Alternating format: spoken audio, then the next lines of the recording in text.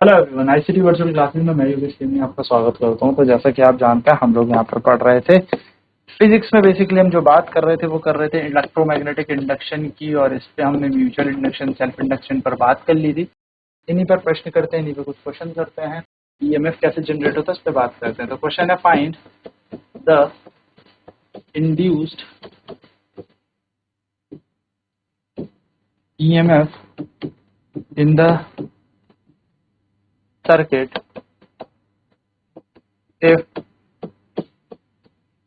if the flux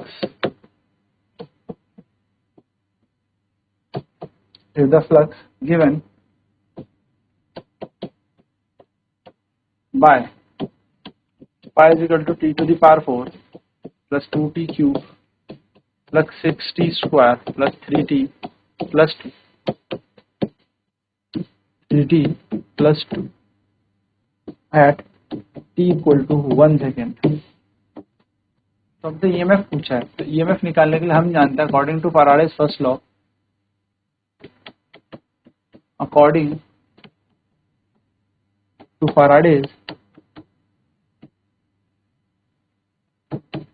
first law, अगर मैं Faraday's के फर्स्ट लॉ के अनुसार बात करूं, ईएमएफ जो होता है वो होता है negative rate of change of flux के बराबर। तो minus d by d t, और फाई की वैल्यू कितनी आ जाएगी? फाई की वैल्यू है t to the power 4 2t cube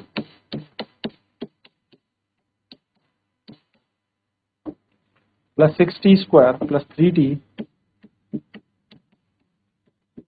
plus 2, ये हमारे पास है। तो अगर हम इसको सॉल्व करें तो माइनस साइन तो हमें क्या बताता है? ईएमएफ की डायरेक्शन बता रहा है। तो हम मैग्नीट्यूड भी ले सकते हैं इसका। तो मैग्नीट्यूड अगर लेंगे हम, माइनस यहाँ से हट जाएगा, है ना, माइनस यहाँ से हमारा कैंसिल हो जाता है। तो बन जाएगा 4t cube plus 6t square plus 12t plus 3 plus 2, ये हमारा बन जाएगा प्लस 0, ये हमारा बन जाएगा। तो अब हमें ईएमएफ निकालना है एट 1 सेकेंड। तो हम यहाँ पे लिखें ईएमएफ एट 1 सेकेंड। अगर 1 सेकेंड में ईएमएफ हमें निकालना है तो 1 सेकेंड में ईएमएफ आ जाएगा हमारा ई बराबर 4 इंटू 1 का क्यूब प्लस 6 इंटू 1 का स्क्वायर प्लस 12 इंटू 1 प्लस 3। तो ईएमएफ आ जाएगा हमारा 4 प्लस 6 प्लस 12 प्लस 3। ईएमएफ बराबर आ जाएगा 6 प्लस 4 10, 10 प्लस 12 हो जाएगा 22, 22 प्लस 3 कितना हो जाएगा 25। तो 6 4 10, 10 और 3 13, 13 और 12 हो जाता है 25। तो 25 वोल्ट हमारा यहाँ पर ईएमएफ हो जाएगा। तो मिलेंगे the induced EMF, the induced EMF is 25 volt, यानी कि 25 वोल्ट का यहाँ पर ईएमएफ जनरेट हो रहा है। चलिए फटाफट से नोट करते हैं। ऐसा हमने इसका डिफरेंशिएशन कर दिया तो 4t cube plus 6t square plus 12 plus 3 ये बन जाएगा। और हमें पता है 1 सेकंड में हमें निकालना है, तो 1 सेकंड में इस वैल्यूज को लगाएंगे तो 4 प्लस 6 प्लस 12 प्लस 3 यानी कि 25 वोल्ट आ जाएगा। इंड्यूस्ड ईएमएफ 25 वोल्ट आ जाएगा। 25 वोल्ट हमारा यहाँ पर इंड्यूस्ड ईएमएफ आई। चलिए नेक्स्ट बात करते हैं, नेक्स्ट क्वेश्चन की। क्वेश्चन है, an inductor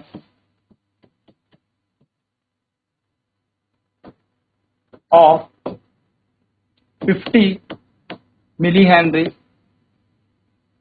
30 milli henry and a capacitor of 4 millifarad, 40 millifarad are connected across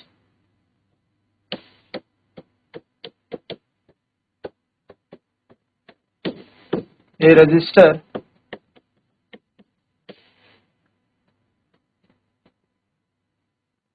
of 70 of 10 ohm. Find the 10 ohm across a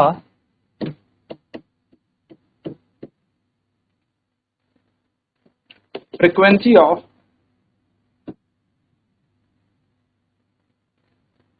50 upon pi। ठीक है, हर्ट्ज। find the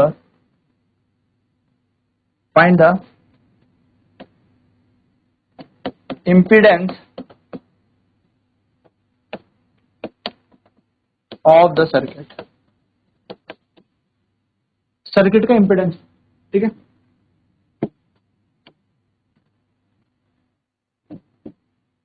इंडक्टर है,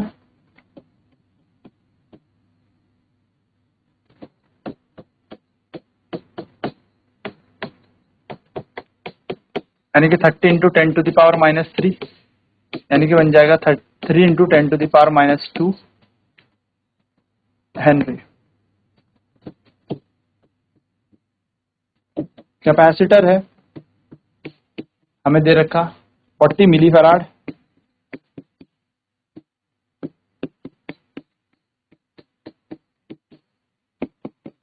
three into 10 to the power -2 farad, ठीक है। किसी register से connect है, register की value दे रखी है हमें 10, हमसे पूछा है इम्पिडेंस।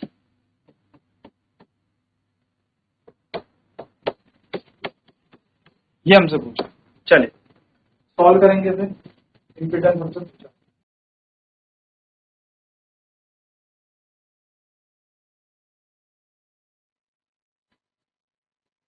तो इम्पिडेंस हमें निकालना है, तो हम जानते हैं ये एक एलसीआर सर्किट है।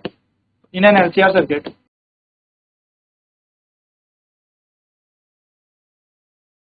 अगर एक एलसीआर सर्किट की बात करें, so the impedance is given by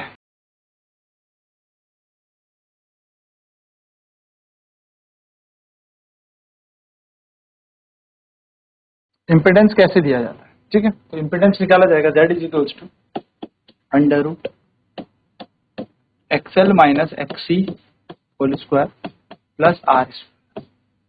ना सबसे इंपॉर्टेंट बात, XL क्या होता है, तो XL होता है इंडक्टिव रिएक्टेंस जो होता है ओमेगा L।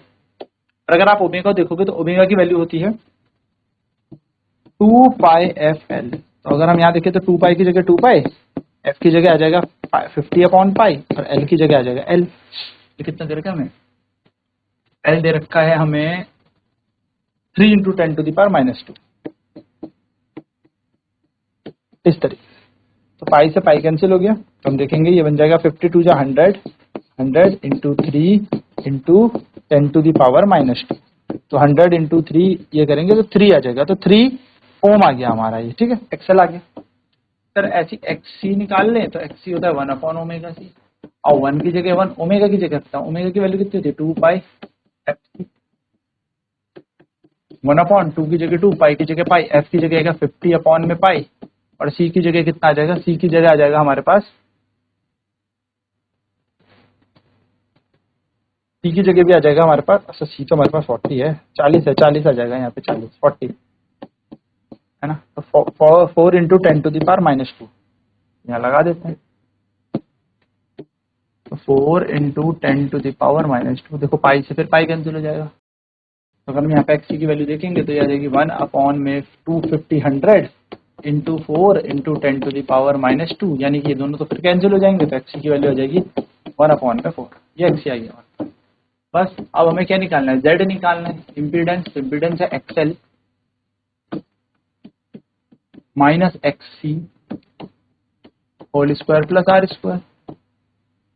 तो Z is equal to under root XL कितना है हमारे पास 3 माइनस 1/4 का होल स्क्वायर प्लस में R की वैल्यू कितनी है 10। तो Z इज इक्वल टू आ जाएगा हमारे पास 3 12 12 11 11/4 का होल स्क्वायर, और R का भी स्क्वायर है ना, तो यहाँ पे जाएगा प्लस 100 का होल स्क्वायर। ये बन जाएगा हमारे पास Z बराबर अंडर रूट 121 प्लस 400 अपॉन में 4। एलसीएम लेंगे ना, एलसीएम लेंगे तो 4 ऊपर चला जाएगा, 400 बन जाएगा। तो Z बराबर आ जाएगा 521/4।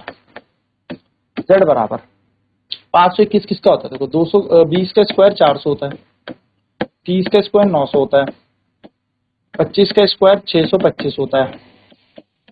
अगर हम यहाँ पर बात करें 24 के स्क्वायर की, तो 24 का स्क्वायर हो जाएगा आपके पास 576, और 22 का हो जाएगा 484। तो अप्रोक्सीमेट ये 23 के बीच में जाएगा, तो 23 के अराउंड आ जाएगा। तो 23 पॉइंट हम ले लेते हैं, 23/4 ले लेते हैं अप्रोक्सीमेट। तो Z बन जाएगा 5 के 4 पंजे 20 पॉइंट 0 लगा के 7 28 बचा दो कितना, तो Z बराबर आ गया 5.75 ओम, ये हमारा Z आ जाएगा। ये बात ध्यान में रखिएगा, सिंपल तरीके से इसे निकाल। चलिए नोट कर लेंगे फटाफट, फिर बढ़ते हैं आगे।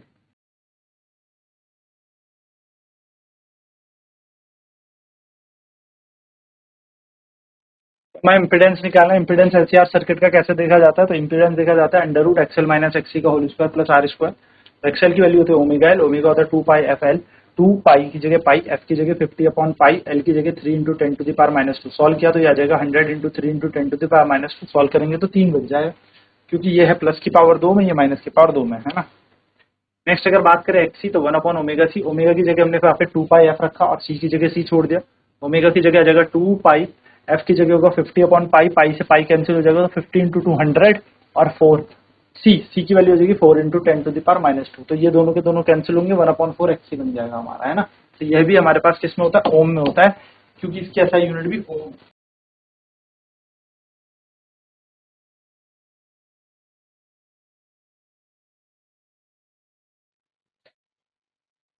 तो अगर हम यहाँ पर देखें जेड एक्सएल माइनस एक्सी का whole square plus R square, तो एक्सएल कितना है हमारे पास 3 माइनस 1 अपॉन 4 का होल स्क्वायर प्लस 10 का स्क्वायर, तो 3 और 4 या 12, 12 माइनस 1 11, 11 बटा 4 का होल स्क्वायर प्लस 10 का स्क्वायर 100 बन जाएगा। ये हमारे पास आ गया। तो जेड की वैल्यू हो जाएगी 121 प्लस 400 बटा 4, 121 प्लस 400, 400 कैसे आ जाएगा, 121 11 का स्क्वायर, 4 का 16 होना था, सॉरी इसको थोड़ा सा सही कर लो, यहाँ पे आएगा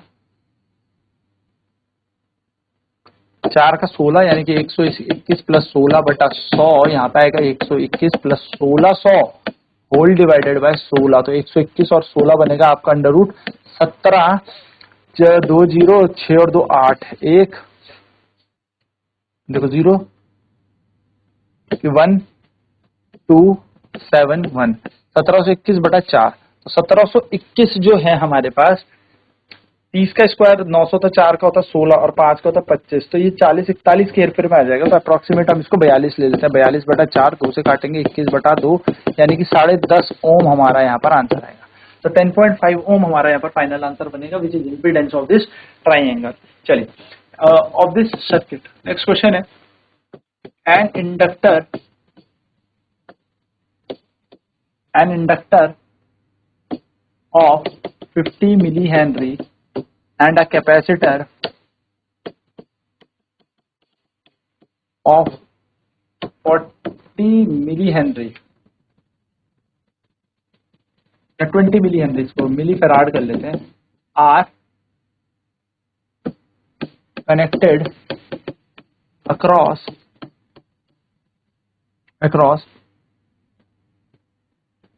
10 ohm resistor with 50 upon pi hertz frequency. Find the 50 upon pi hertz frequency. Find the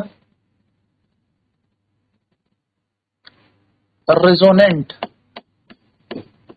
frequency. आपसे अनुनाद आवृत्ति पूछ रहा है,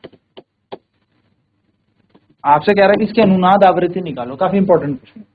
अच्छा, आपको पता होना चाहिए अनुनाद आवृत्ति निकालने के लिए शर्त होती है कि एक्सएल ओमेगा एल के बराबर, एक्सएल ओमेगा एक्सएल के बराबर होता है, एक्सएल होता है ओमेगा एल, एक्सी होता है 1 बटा omega C. Sir omega omega multiply होकर ओमेगा का स्क्वायर बना देंगे, नीचे आ जाएगा एलसी, ओमेगा का स्क्वायर हटेगा, यहाँ पे आ जाएगा सर रूट 1 अपॉन एलसी। 1 से जब रूट बाहर जाता है 1 बनता है, रूट एलसी अंदर ही फंस जाएगा, तो ओमेगा बराबर आ जाएगा 1 अपॉन अंडर रूट एलसी, यह हमें पता है। अब ओमेगा की वैल्यू होती है 2 पाई एफ, जो कि किसके इक्वल होती है 1 अपॉन अंडर रूट एलसी, 2 पाई एफ है ना। नाउ एफ की वैल्यू हमें दे रखी है, एलसी हमें यहाँ पे निकालनी है, हमें फ्रीक्वेंसी निकालनी है ना। तो हमें फ्रीक्वेंसी निकालनी है, तो फ्रीक्वेंसी कैसे निकल जाएगी, 2 पाई, कनेक्टेड है ये, लेकिन हमें रेजोनेंट फ्रीक्वेंसी निकालनी है, ठीक है। तो रेजोनेंट फ्रीक्वेंसी होगी 1/2 पाई 1 अपॉन अंडर रूट एलसी। तो हम यहाँ पर फ्रीक्वेंसी की जगह ये मत लगा देना पाई बाय 50 बाय पाई, क्यों, क्योंकि वो तो हमारे पास नॉर्मल ऑल्टरनेटिंग सोर्स की फ्रीक्वेंसी है, ये हमारे पास रेजोनेंट यानी कि सर्किट के रेजोनेंस फ्रीक्वेंसी। तो एफ ऐसी रहेगा 1/2, पाई ऐसी रहेगा अंडर रूट एल। अब एल की बात करते हैं, तो एल की वैल्यू कितनी है, जरा एल को चेक करें, एल एल एल एल है हमारे पास, एल है हमारे पास यहाँ पर दिया क्वेश्चन में, एल दिया 50 मिली हेनरी और कैपेसिटर दे रखा है 20 मिली फैराड, यानी कि एल की वैल्यू है 50 मिली हेनरी, यानी कि 50 इंटू 10 टू द पावर -3, और कैपेसिटर की वैल्यू दे रखी है 20 मिली फैराड, यानी कि दे रखा है 20 इंटू 10⁻³ फैराड हेनरी। इसको यहाँ लगा देते हैं, ये हो जाएगा आपका 50 इंटू 10⁻³ रूट को लंबा खींचेंगे इंटू 20 इंटू 10⁻³। एफ बराबर हो जाएगा 1/2 pi as it is under root 50 और 5 दूनी 10, 1 2 0 और आ जाएंगे, 10 की घात बन जाएगा -6, है ना। तो एफ बराबर 1/2 पाई, इसमें से 2 0 बाहर गए तो 10 बन जाएगा, इसमें से 3 0 बाहर आ जाएंगे तो -3 आ जाएगा और अंदर बच जाएगा √10। √10 मतलब लमसम 3.3 होता है। तो एफ इजिकल टू 1/2 पाई, 10 में से 1 गया तो 10⁻² और ये होता है 3.3 का राउंड पॉइंट हटाएगा, 10 ऊपर चले जाएगा। तो एफ बराबर हो जाएगा 10 इंटू 33 अपॉन ये 100 ऊपर चला जाएगा, 10 ये ऊपर जाएगा तो 10 और ये ऊपर जाएगा तो 10⁻² यानी कि 100 नीचे आएगा 2 इंटू 3.14 22/7 ले लो, 22/7 इंटू 33। इसको सॉल्व कर लेंगे तो फ्रीक्वेंसी आ जाएगी हमारे पास एफ बराबर 1 2 3, क्या बोल सकते हैं 100 गुणा 100, है ना। 100 गुणा 100 कर लेते हैं, 100 गुणा 100 गुणा 7, 7 भी जाएगा 22/7 के, 7 ऊपर चला जाएगा, नीचे आएगा 2 गुणा 22 गुणा 23, 2 गुणा 22 गुणा 23 कटेगा 50 आएगा आंसर यहाँ पर। 22 से कम 22, 22 दूनी 44, तो ये चले जाएगा तुम्हारा 2.2 के अराउंड, ठीक है लमसम। और 33 3 होता है हमारे पास 99, ये कि 3 टाइम्स इसको कैंसिल कर लेगा, तो 2.2 इंटू 3 इंटू 7 यानी कि हमारे पास आ जाएगा एफ इजिकल टू 22/10 गुणा 21। अब 21 गुणा 22 कर लेते हैं तो ये बन जाएगा 2 3 2 एकम 2 2 एकम 2 2 दूनी 4 2 दूनी 4 हो जाएगा 2 6 4 462/10 यानी कि आ जाएगा हमारे पास 46.2 हर्ट्ज। ये हमारी अनुनाद आवृत्ति है। इस तरीके से आप इस क्वेश्चन को सॉल्व कर सकते हैं। तो आई होप आपको ये सारे कॉन्सेप्ट क्लियर हो गए होंगे। यहाँ पर हमारा अल्टरनेटिंग करंट चैप्टर भी खत्म होता है। नेक्स्ट क्लास में बात करेंगे अपने नेक्स्ट टॉपिक पर। तो आज की क्लास में इतना ही। ICT वर्चुअल क्लासेस में जुड़ने के लिए धन्यवाद। आपका दिन